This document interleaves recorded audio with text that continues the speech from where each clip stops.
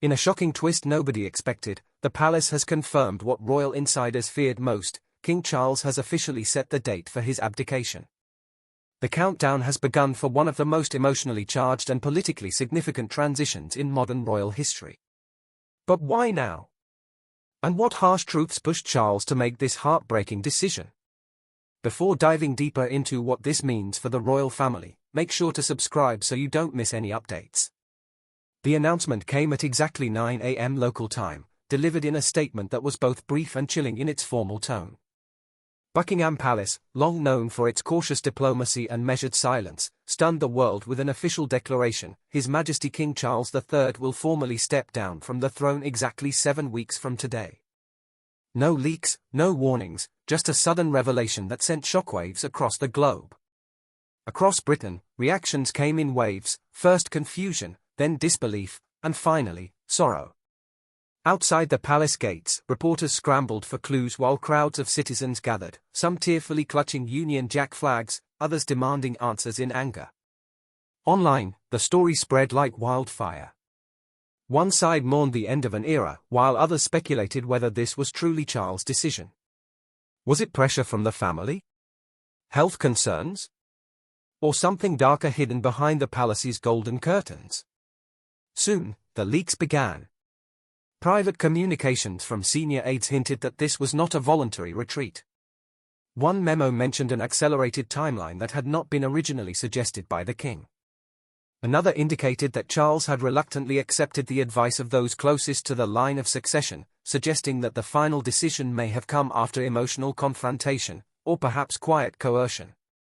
At the heart of this storm is a haunting reality: behind the formality and tradition, King Charles has been quietly struggling.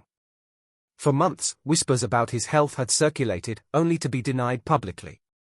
Now, those close to him admit that recent weeks revealed something more serious: exhaustion, tremors during private meetings, and even cognitive lapses. Though never acknowledged publicly, these symptoms worsened as international obligations piled up. But it wasn't just physical strain that weighed on Charles; the emotional toll may have been even heavier. Sources say he feared leaving behind a fractured monarchy. He had witnessed decades of tabloid scandals, defections, and turmoil. He worried he would be remembered not for reform or legacy, but for watching it all fall apart. And then there were the letters. A senior staffer revealed that a private collection of correspondence between Charles and Prince William had existed for some time. These intensely personal letters show a father wrestling with guilt, confusion, and a deep sense of failure. In one excerpt, Charles allegedly writes, "If I wait too long, I may not leave anything for you but ashes. I cannot do that to you, to the crown, or to your mother's memory." The letters reveal not a man retreating in weakness, but one surrendering to heartbreaking inevitability. As the nation processed this revelation, another question emerged: where was Camilla? Her absence from the official statement and follow-up engagements fueled speculation. Some claim she was blindsided, others believe she had been quietly opposed to the abdication for weeks. Regardless, her silence now speaks volumes, and many wonder if a rift between Charles and Camilla contributed to the final breaking point. To grasp the emotional weight of this decision, one must look at the silent battle Charles had been fighting behind palace walls. Publicly, he maintained a composed demeanor, but privately, the pressure was mounting. Closed-door meetings, whispered conversations, and tearful confessions revealed a monarch on the edge, trapped between his legacy and an unbearable truth. Behind the regal facade, a man was being pulled apart by the very institution he was born to lead. Insiders shared that Charles wasn't just tired, he was unraveling. His health, though never publicized, had become a private concern. His controlled posture and measured tone were fraying. Close aides noticed tremors during official duties, forgotten names in private audiences, and an increasing reliance on medical checkups kept away from the press. Physicians reportedly gave quiet but firm advice: reduce engagements, slow travel, and begin transitioning duties. For Charles, this advice wasn't just unwelcome, it was intolerable. A man who waited over 70 years for the crown faced the humiliation of stepping back so soon. Every morning brief, every red box served as a stark reminder that time was no longer on his side. The emotional landmines only worsened. The departures of Harry and Meghan left a vacuum, creating a sense of a fractured lineage. Watching his youngest son distance himself from royal life was deeply personal, not just political. Reports suggest Charles often asked aides if reconciliation was possible, only to retreat in silence when the answer remained the same. Each passing day, each headline, was another blow to his legacy. Few knew that Charles had also suffered panic episodes during high-profile appearances. One Commonwealth reception was nearly cancelled last minute due to what sources now describe as a near breakdown behind the curtain. His staff labelled it a minor health delay, but insiders say Charles never emotionally recovered. He feared above all becoming the monarch who faded quietly, not disgraced, not overthrown, but forgotten behind walls of tradition. He allegedly confided to a friend, "I stood in the shadow of my mother's reign all my life, but now the spotlight is too bright, and I don't know where to look." The weight of Queen Elizabeth II's legacy pressed heavily on him, her composure, endurance, and unshakable duty. Charles admitted privately that he feared he could never match her, only serve as her reluctant successor. And while he wrestled with this internal collapse, forces around him were already moving, planning what would come next. As Charles wrestled privately with his inner turmoil, senior palace aides and top advisors were already laying the groundwork for a highly confidential succession strategy. What was meant to remain buried within palace walls, however, quickly slipped beyond control. Once the plan surfaced, it triggered an immediate and explosive backlash, laying bare the deep fractures running through the royal institution. This blueprint was never intended for public exposure, certainly not in its raw form and not at such an early stage. It had been assembled through a series of strained, high-level discussions involving senior courtiers, government intermediaries, and a select group of legal advisors. At its center was an accelerated transfer of power. Charles would step aside, allowing William to ascend the throne with almost no delay, bypassing the traditional period of ceremonial transition. While the urgency behind the plan was evident, it was the finer details that provoked outrage. The leaked documents revealed that Prince William was to be crowned within 60 days of the abdication and, even more controversially, granted broad control over palace operations before Charles officially relinquished the crown. The rationale offered was continuity and stability, but critics saw something far more unsettling, what they described as a quiet coup, carefully orchestrated without Charles's full consent. The media organizations that first obtained the documents, reportedly from a troubled insider, released only select excerpts. Yet even those partial disclosures were enough to shake the monarchy's already fragile foundation. Attention quickly turned to Princess Catherine. Though William's position as heir was unquestioned, observers were struck by how little reference there was to Catherine in the draft. Speculation erupted both online and within palace corridors. Was she truly ready to take on the role of queen consort under such immense strain? Long-suppressed rumors regarding her health, previously shielded from public scrutiny, resurfaced with new intensity. Kensington Palace's refusal to respond only amplified the unrest. For many, this controversy extended beyond succession logistics. It raised fundamental questions about whether the monarchy's future represented renewal or further instability. Yet the most profound emotional fallout emerged not from William or the public, but from Camilla. Multiple sources confirmed that the Queen Consort was devastated upon discovering she would be excluded from any advisory role following the abdication. After decades spent standing beside Charles through scandal, rehabilitation, and reinvention, she now found herself erased from the monarchy's future. Those close to her described a sense of deep betrayal, with some claiming she confronted Charles privately in an exchange that ended in tears and silence. Soon, the press began to notice her absence from royal engagements. Once a constant presence alongside the king, Camilla had seemingly vanished, both symbolically and politically. Within palace walls, staff divisions hardened. One camp, loyal to Charles, quietly resisted the timeline, determined to slow or halt the transition. Another, younger faction aligned themselves with William, believing abdication was unavoidable, overdue. The resulting tension fractured communication channels, disrupted official schedules, and forced senior figures into late-night crisis meetings aimed at containing the damage. Matters worsened when Charles called the Prime Minister for an unexpected meeting. What should have been a routine briefing reportedly devolved into a heated confrontation. Sources say Charles accused government officials of moving too quickly and interfering with royal independence. The Prime Minister, caught between constitutional duty and political diplomacy, left visibly rattled. What was meant to be an orderly transfer of power was rapidly transforming into a public constitutional crisis. All of this unfolded under the intense scrutiny of the Commonwealth. Leaders from Canada, Australia, and several Caribbean nations began questioning not just the succession itself, but the monarchy's relevance after Charles. The consequences of the plan were no longer confined to Britain, they were international. One aide summarized the moment bluntly, saying the abdication was not simply a royal change, but a geopolitical shockwave. Still, while the succession plan ignited the crisis, it was the family's internal reaction that truly fueled the fire. As the implications of Charles's decision rippled outward, Prince William was thrust into the center of attention. His response, however, surprised even those closest to him.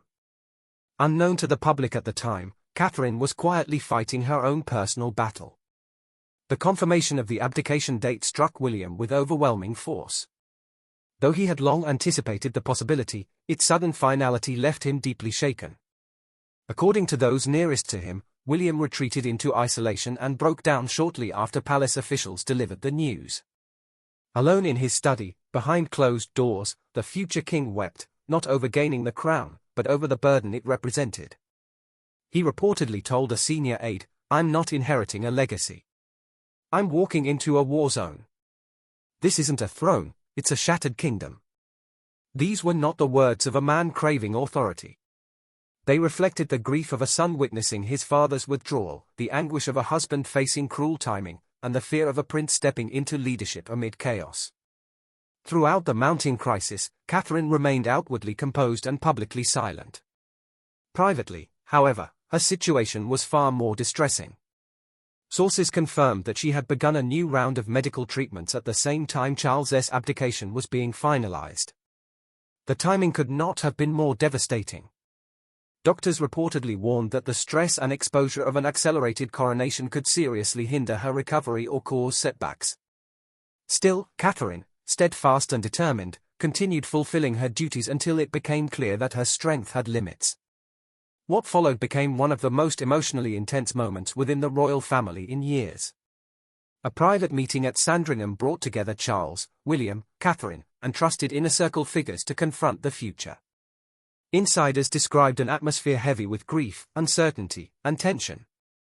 Charles reportedly remained silent as William challenged the schedule, pleaded for postponement, and voiced fears that Catherine's health was being sacrificed to preserve momentum. Yet the machinery was already in motion. The decision had been finalized, and there was no stopping it. Even the children felt the impact. In a moment now quietly discussed within palace circles, Charlotte was overheard asking her mother, "Why is Grandpa leaving us?" George, more aware and deeply affected, reportedly withdrew and refused to speak for hours after hearing the news. The fallout extended far beyond politics. It was deeply personal, echoing across 3 generations of a family already worn down by relentless public pressure and private pain. And yet, amid William's emotional collapse and Catherine's hidden struggle, something unexpected began to emerge, a figure long absent, preparing to return.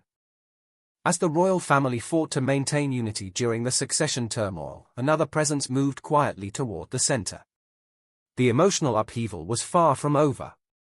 From the shadows, Prince Harry made a decision no one anticipated.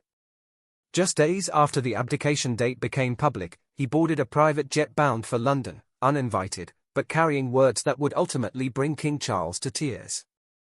A handwritten letter never intended for public eyes has emerged, threatening to overturn everything once believed to be true. His arrival was quiet and abrupt, unfolding without announcements, official statements, or any public confirmation of his presence in the United Kingdom. This was no informal visit.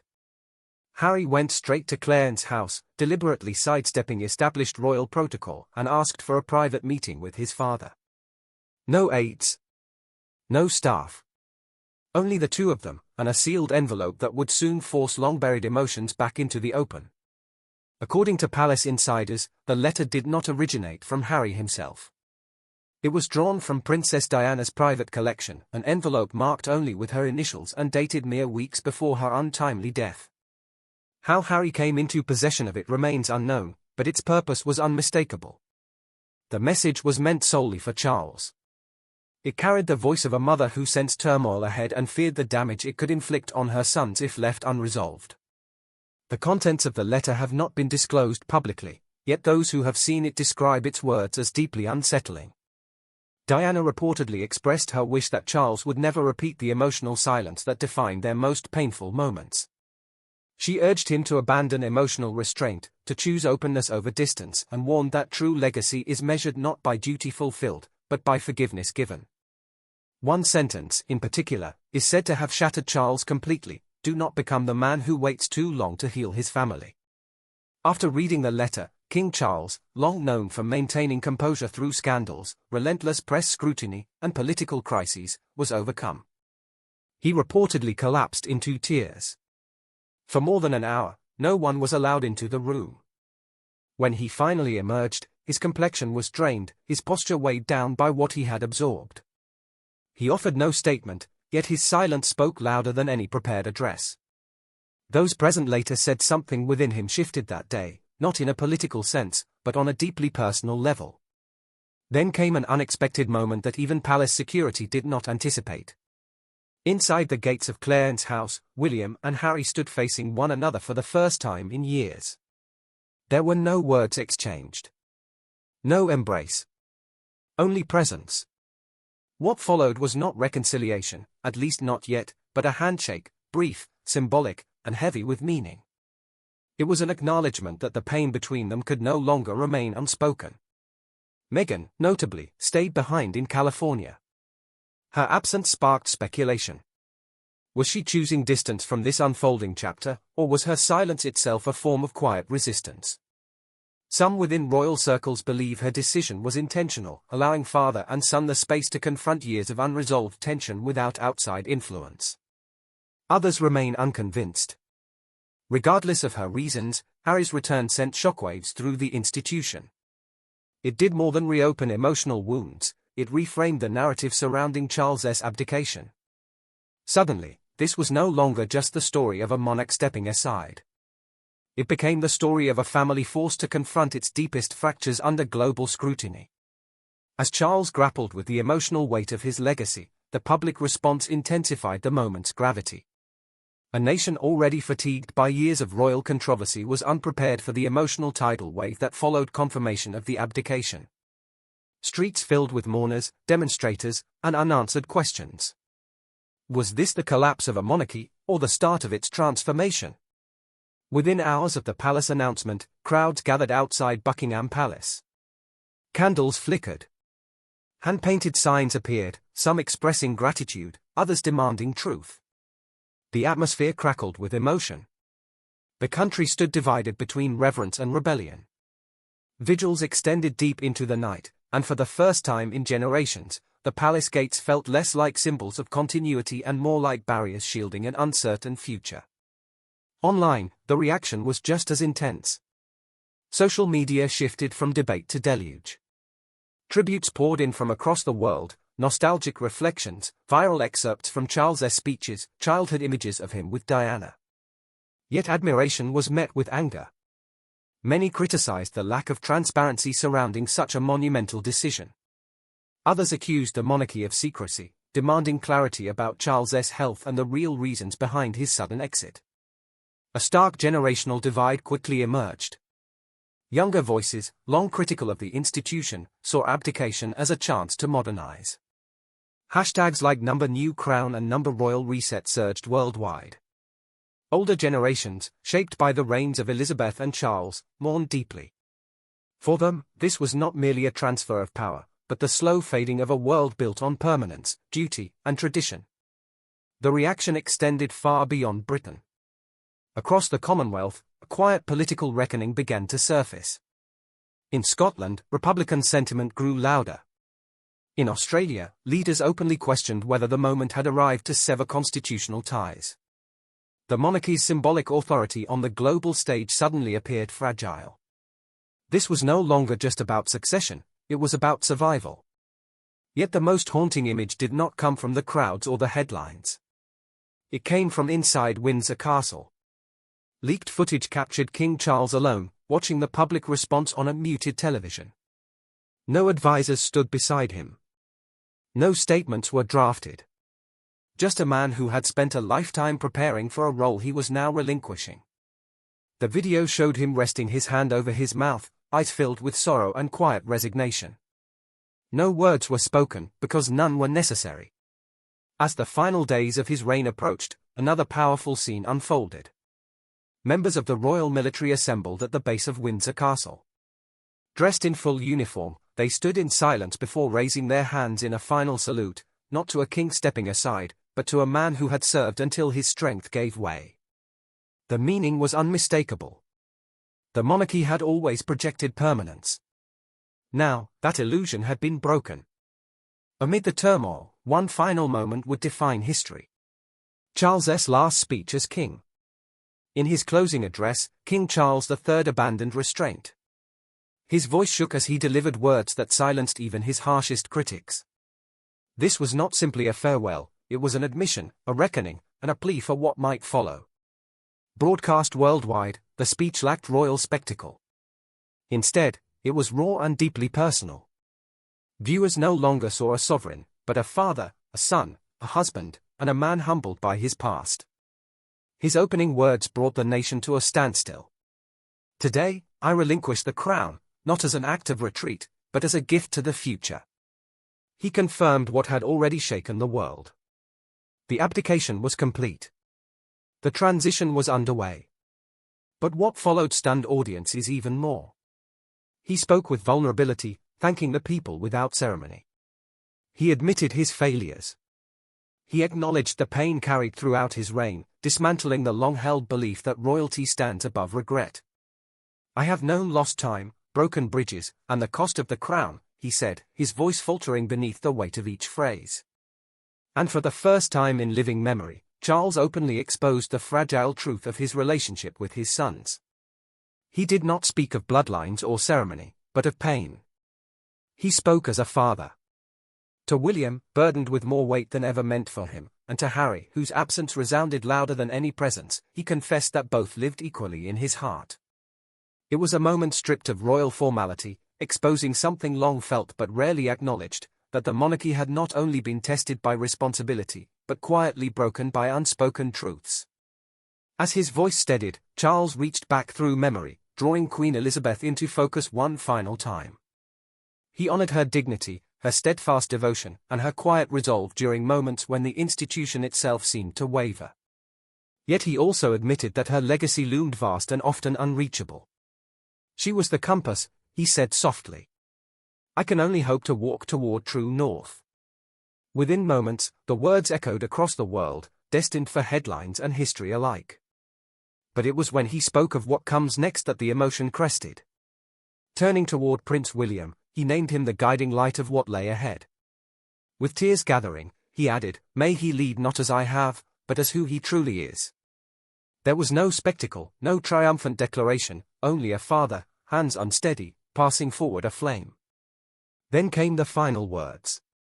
A sentence that fell gently, yet struck with force. "Love must never be delayed," Charles said, quoting directly from Princess Diana's private journal. His voice faltered. The message was not meant only for his sons, but for the nation itself, a lesson, a caution, and a legacy. When the speech ended, there was no anthem or applause, only the heavy presence of everything left unsaid. Yet endings rarely arrive alone. As one chapter closed, another had already begun, darkened by uncertainty and unrest. With abdication now final, Prince William prepared for ascension. But his journey to the throne was anything but assured. Murmurs of conspiracy, Catherine's fragile health, and growing resistance within royal circles threatened to destabilize the crown before his reign could even begin. Time was unforgiving. 60 days. That was all William had to prepare for the defining role of his life. Determined to project stability, the palace set a coronation date that defied tradition. There would be no extended transition, no gradual adaptation. The urgency was unmistakable and costly. Still processing his father's emotional departure and burdened by concern for his wife, William now faced the task of uniting a nation deeply divided over the monarchy's very relevance. Catherine's sudden withdrawal from public view intensified speculation. Once a symbol of calm continuity, her absence now raised alarm. Questions flooded tabloids and social media alike. Was her condition deteriorating? Was she being protected from mounting pressure? Or was something far more serious unfolding behind closed doors? Sources hinted at medical procedures. Others spoke of emotional exhaustion, of a woman pushed beyond endurance by circumstances she never chose. Yet no official word came. Silence, once again, spoke loudly. Inside the palace, tensions escalated. Not from external threats, but internal struggle. Allies of Queen Camilla, displaced after Charles's departure, quietly maneuvered to reclaim influence. Requests for retained titles, honorary roles, even private residences surfaced. At a moment meant to signal unity, the public instead witnessed a battle between legacy and change. William stood at its center, largely powerless to halt it. Soon, whispers grew more ominous. Insiders warned of a concealed faction operating within the royal machinery itself. These were not idle rumors, but high-level courtiers and advisors working discreetly to stall reform, shape media narratives, and control ceremonial power. Their mission was to preserve tradition, but in doing so, they risked undermining the monarchy's survival. Then came the revelation that stunned even seasoned royal observers. Prince Harry, it was rumored, had been offered a symbolic role during the transition. Not a return, not reconciliation, but a gesture. A crack in a long-sealed door. The reaction was polarized. Some viewed it as healing. Others saw vulnerability. Behind the scenes, however, it was reportedly Catherine, not William, who had urged the outreach. A quiet attempt at peace from someone witnessing the family fracture from within. As unrest simmered, security tightened. The threat had evolved beyond politics. It was national. MI6, typically focused abroad, was allegedly brought in to evaluate risks surrounding the coronation. Concerns of coordinated disruption, leaks, and organized protests pushed the operation into high alert. This was no longer a ceremonial event. It was a high-stakes undertaking, steeped in tradition yet shadowed by modern suspicion. And still, one final chapter waited. Just when it seemed the story had reached its end, a final document surfaced. A sealed codicil to Charles's will, dated just 3 days before abdication. Its contents shocked even the most devoted royalists, threatening to upend the monarchy itself. Found in a locked drawer within Charles's private study at Windsor, the codicil was enclosed in heavy parchment, marked with his personal crest, and designated for release only upon abdication. It lay outside all known succession protocols. Few were aware it existed until it was opened before a select group of senior courtiers, legal authorities, and royal family members. What they discovered changed everything. This was no ceremonial addendum. It carried weight. Charles had issued post-abdication directives that bypassed established channels and struck at the core of royal tradition. Most explosive was a redefinition of title inheritance. Several secondary titles, long assumed to pass to George and Charlotte, were reassigned. Among them, the Duke of Clarence, granted specifically to Harry's son, Archie. The fallout was immediate. Palace sources claim William reacted with visible fury, not over the title itself, but what it represented. A private act of reconciliation between Charles and Harry, finalized without his knowledge. One aide later described the moment as the loudest silence the palace had ever known. William exited without a word, jaw set, hands clenched. But the codicil went further. Charles bestowed sweeping authority over royal charities to Princess Anne, elevating her to executive steward of the monarchy's philanthropic future. Many felt the move was long overdue. Still, its timing sparked speculation that Anne could emerge as the unseen force behind the throne. The document's most enigmatic passage lay at its end. Charles referenced an unpublished truth tied to Diana's final wishes, hinting at sealed communications, private testimonies, and a journal never made public. The suggestion alone ignited global speculation.